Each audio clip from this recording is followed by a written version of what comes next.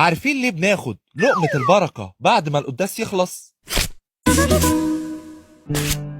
زمان وفي القرون الأولى كان بعد ما الشعب يحضر القداس ويتناولوا ما كانوش بيروحوا، لكن كان بتحصل حاجة اسمها الأغابي، والأغابي دي إنهم بيتجمعوا كلهم بعد القداس ويفطروا مع بعض، وأثناء الفطار كانوا بيطمنوا على أحوال بعضهم ويفضلوا يتكلموا ويضحكوا مع بعض، وده لأنهم كانوا بيبقوا فرحانين لأنهم حضروا القداس وكانوا بيقربوا من بعض أكتر وعلاقتهم ببعض بتكون أقوى. ولكن مع مرور الزمن بدأ الأغابي يقل والناس بدأت تنشغل، ولكن علشان يفضلوا محافظين على أي حاجة من عادة الأغابي وإنها تفضل موجودة، بدأت الكنيسة تاخد الحمل اللي كان بيختار أبونا في القداس ويوزعه أبونا على الناس كبركة وياكلوها بعد ما القداس يخلص. وده لأن الحمل اللي بيتوزع ده كان ممكن أي واحدة فيهم تكون هي الجسد اللي هيتحط على المذبح، وبعدها اتحولت للألوجية اللي معناها لقمة البركة.